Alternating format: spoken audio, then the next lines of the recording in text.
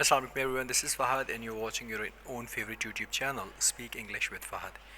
Today is 27th of January 2021 and I'm extremely sorry कि मैं काफ़ी दिन गायब रहा because colleges and universities are about to open और I was busy over there. आपको अगर किसी किस्म की कोई help चाहिए about PDF, you can contact on 0305104509 and let's speak about today's Dawn editorials. सबसे पहले हमारे पास जो आज का एडिटोरियल है, आई एम सॉरी मुझे हिकअप्स हैं तो उसमें मैं रिकॉर्डिंग कर रहा हूँ. सबसे पहले है इंक्रीजिंग डेट और इसके हवाले से अगर बात करें तो द नंबर जो रिलीज़ किए हैं स्टेट बैंक ने गवर्नमेंट के डोमेस्टिक डेट के हवाले से कि at the end of November से अब तक जो है बड़ी एक मिक्स किस्म की पिक्चर आई है. हमारा जो डेट है, जो कर्ज़ है, वो तकरीबन 12% बढ़ चुका है और ये ₹35.8 ट्रिलियन तक पहुंच चुका है. और जो हमारी डेट रीपेमेंट्स हैं वो 38% तक पहुंच चुकी हैं, जो 921 बिलियन है एक साल से पहले, और जिसमें हमारे जो एक्सपेंडिंग गैप हैं गवर्नमेंट की इनकम और एक्सपेंडिचर्स के दरमियान वो और ज़्यादा हो चुके हैं.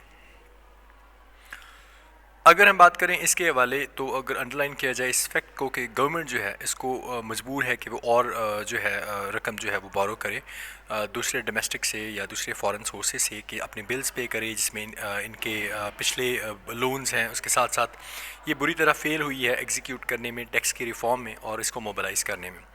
और ये जो हमारी हेफ्टी किस्म की पब्लिक डेट की ग्रोथ है ये, और जो हमारी डेट रीपेमेंट्स अभी पड़ी हैं ये बढ़ती जाएंगी ऊपर ही क्योंकि वक्त के साथ साथ, और इसकी रीज़न आपके सामने है. सेंट्रल बैंक मिसाल के तौर पे उसने रिपोर्ट किया है इस रीसेंट अपनी पॉलिसी में कि जो हमारी स्टीप राइज है ना इंटरेस्ट पेमेंट्स के हवाले से, इसमें 73% of the total tax collection जो FPR की है वो कंज्यूम कर चुकी है.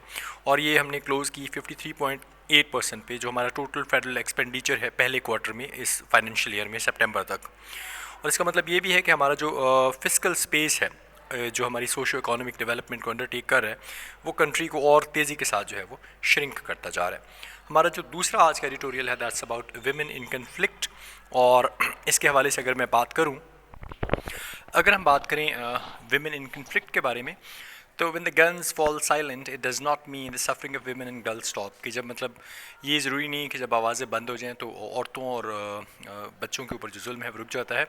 ये जो सफरिंग है और अब्यूज़ है विमेन और गर्ल के हवाले से एक्सपोज हुई है काफ़ी लॉन्ग टर्म में. और UNFPA जो regional director for Arab state Lucy सब ने है, उसने कहा कि जो प्लाइट ऑफ विमेन है और गर्ल्स है सीरिया में लास्ट ईयर, उसके हवाले से बात हुई. इनफैक्ट मिस सबनाज वर्ड्स जो हैं उनको अप्लाइड किया जा सकता है एटलीस्ट 630 मिलियन विमेन और चिल्ड्रन के ऊपर जो according to new study published in the Lancet face serious health risk है as the indirect effect of living in और near a conflict zone. 4 paper series जो है मेडिकल जर्नल की जो रिलीज़ हुई वीकेंड में, उसने प्रोवाइड किया कि कंपेलिंग एविडेंसेस हैं कि मोर विमेन और चिल्ड्रन जो हैं वो इस इनडायरेक्ट कॉन्सिक्वेंसेस ऑफ वॉरफेयर की वजह से उनकी डेथ हुई, मल न्यूट्रिशन हुई, ईज़िली प्रिवेंटेबल इन्फेक्शियस डिजीज़ हैं, उसके बाद inaccessibility to proper reproductive health services हैं, सेक्शुअल वायलेंस है और पोर मेंटल हेल्थ है rather than the violence itself. Report explain करती है एक डाटा के थ्रू कि इस जो जमा किया गया है पिछले कई दिहाइयों से कि जो रिस्क है अमवात का फ्रॉम नॉन वायलेंट कॉजेज़ वो इंक्रीज़ किया है ड्रास्टिकली, और जो पीपल हैं live in vicinity of an on going conflict. जो हमारा आज का मेन है that's all about it's all about पेमराज पार, यानी पेमरा की जो पार्स हैं वो इस गवर्नमेंट ने कहाँ तक महदूद की, उससे पहले कहाँ तक थी. तो in an increasing restrictive environment, ये जो बढ़ता हुआ रिस्ट्रिक्टिव किस्म का इन्वायरमेंट है मीडिया के हवाले से, the last thing PEMRA needs is more powers to tighten the screws on the press. कि अब पेमरा जो लास्ट चीज़ जिसकी ज़रूरत है वो ये है कि वो और ज़्यादा जो है पाबंदियाँ जो है लगा दे. टू टाइटन द स्क्रूज का मतलब है पाबंदियाँ लगाना प्रेस के ऊपर.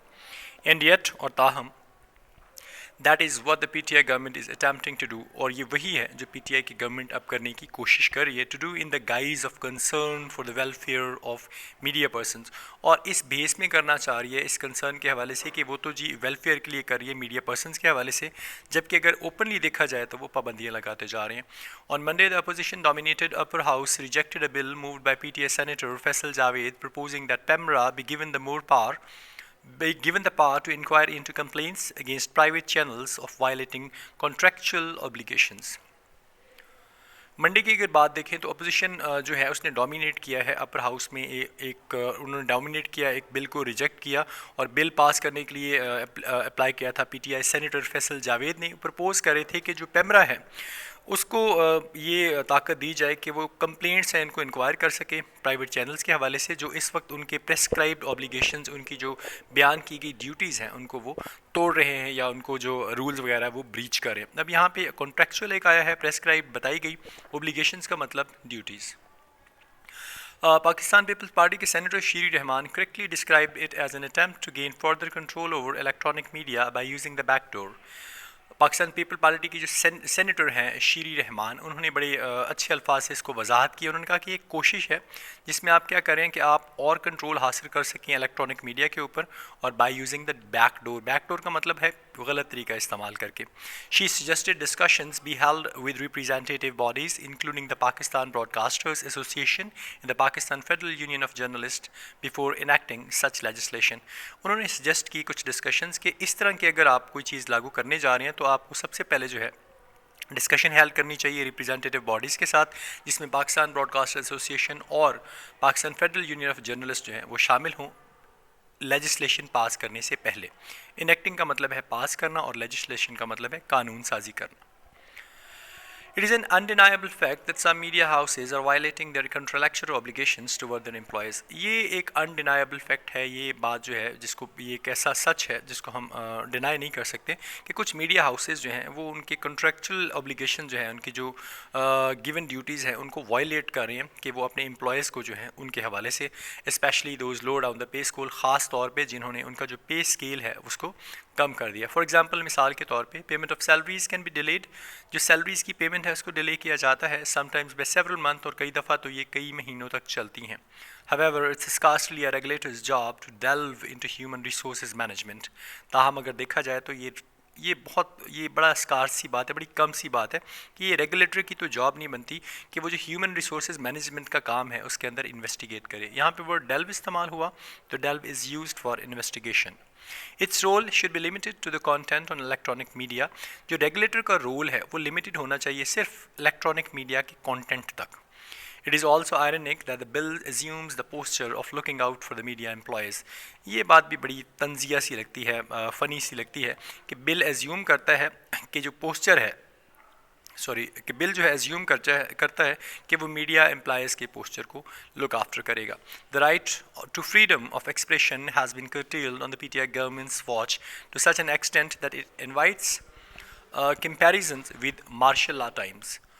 और जो राइट है इस फ्रीडम एक्सप्रेशन का कि जो पीटीआई गवर्नमेंट है उसने इसको शॉर्टन कर दिया है कि उनका जो वॉच है, और टू सच एन एक्सटेंट इस हद तक कि ये इनवाइट करता है, लोगों को मजबूर करता है कि वो कंपेयर करे इस गवर्नमेंट को मार्शल लॉ की गवर्नमेंट्स के साथ।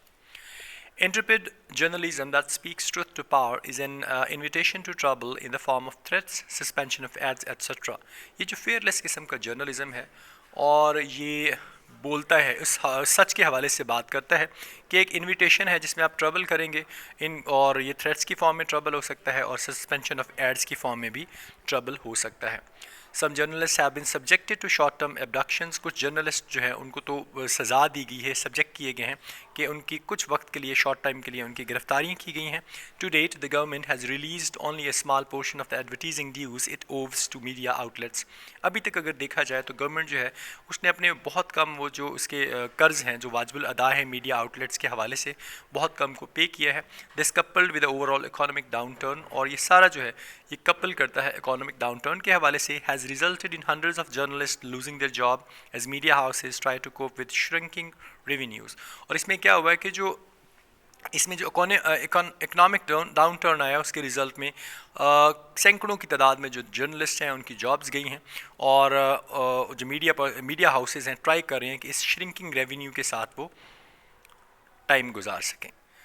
अच्छा, उसके बाद PEMRA has functioned as the state's facilitator in this climate of repression. इस डोमिनेशन में जो है पेमरा फंक्शन कर रहा है जिस स्टेट के फैसिलिटेटर के तौर पे। It has often gone beyond it's regulatory rule. कई दफ़ा तो ये अपनी जो इसके रेगुलेटरी रूल्स हैं उनसे भी आगे चला गया, and cross the line into censorship that stifles voices critical of the government और which questions the state narrative. और इसमें से तो सम टाइम उसने अपनी जो वो भी हदें क्रॉस की हैं और सेंसरशिप किया है, जिसमें इसने काफ़ी ज़्यादा वाइसेस जो है उनको स्मूथ कर दिया है गवर्नमेंट के हवाले से कि और विच क्वेश्चन सच नैरेटिव या जो गवर्नमेंट के हवाले से तनकीद करें या गवर्नमेंट के बयानी के ऊपर कोई बात करें तो ऐसी आवाज़ों को खामोश करवा दिया गया है। फॉर इंस्टेंस मिसाल के तौर पे इन लास्ट ईयर की बात करें, following Nawaz Sharif speech from London in which he excoriated the governments and the security establishment, PEMRA issued an order banning TV channels from broadcasting any speeches, interviewed, and public addresses by proclaimed offenders or absconders. मिसाल के तौर पे अक्टूबर की बात कर लें पिछले साल, तो नवाज शरीफ साहब की जो स्पीच थी लंदन में, जिसमें उन्होंने गवर्नमेंट को क्रिटिसाइज़ किया और सिक्योरिटी एस्टेब्लिशमेंट को क्रिटिसाइज़ किया, पेमरा ने क्या किया कि जो प्राइवेट टीवी चैनल्स थे उनको बैन कर दिया अगर वो किसी किस्म की भी ब्रॉडकास्ट करते हैं स्पीच को, इंटरव्यू को या कोई भी पब्लिक एड्रेस को वो करते हैं जो प्रोक्लेम किया गया है ऑफेंडर्स से या ऑब्सकेंडर्स से। ऑब्सकेंडर्स का मतलब है जो लोग भाग जाते हैं और ऑफेंडर्स का मतलब है जिन पर इल्ज़ाम लगाया जाता है। However, in March 2019, it had explicitly cited the right to freedom of speech while dismissing a complaint against speeches of retired General Musharraf and Allama Tahir al-Qadri being aired, although both were proclaimed offenders. ताहम अगर देखा जाए तो मार्च 2019 में इसने वाज़िया तौर पे जो है right of freedom of speech जो है उसको डिसमिस किया, जिसमें एक कंप्लेंट थी स्पीचेस के हवाले से। इन्होंने जनरल परवेज़ मुशर्रफ साहब और अल्लामा ताहिर कादरी साहब जो हैं उनको एयर किया गया, हालांकि वो दोनों जो हैं वो प्रोक्लेम्ड जो है अनाउंस तौर पे ऑफेंडर्स थे कि उनके ऊपर भी इल्ज़ाम थे। A few years ago, चंद साल पहले, it had no qualms about an interview of TTP spokesman Ehsanullah एहसान। चंद साल पहले की अगर बात करें तो टीटीपी के जो स्पोक्समैन हैं एहसानुल्लाह एहसान, उनके ऊपर भी इन्हें किसी किस्म के शुबहात नहीं थे, as well as confessional statement by death row prisoner Saulat Mirza being broadcast. और इसके साथ साथ जो इन्होंने एक कन्फेशनल किस्म की स्टेटमेंट जारी की थी डेथ रो में, जो एक सौलत मिर्ज़ा था उसके हवाले से बीइंग ब्रॉडकास्ट, उसको भी ब्रॉडकास्ट किया गया लेकिन उसके ऊपर पाबंदियाँ नहीं लगाई गई।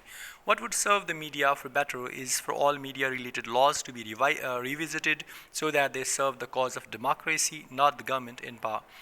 जो what would serve the media for better, क्या चीज़ है जो मीडिया को बेटर सर्व कर सकती है कि जितने भी मीडिया रिलेटेड लॉज हैं उनको रिविज़िट किया जाए ताकि वो इस तरह कर सकें कि वो जमहूरियत के हक़ के हवाले से जो है वो बात कर सकें, ना कि उस गवर्नमेंट के हवाले से बात करें जिस वक्त पार में है। So that was all about today's Dawn editorials. I hope so. I was just absent for several days and I'm sorry for that. I'll try to just make it possible on daily basis, but it would be a bit late. So take good care of yourself. Keep liking and watching my videos. Assalamu alaikum. Allah Hafiz.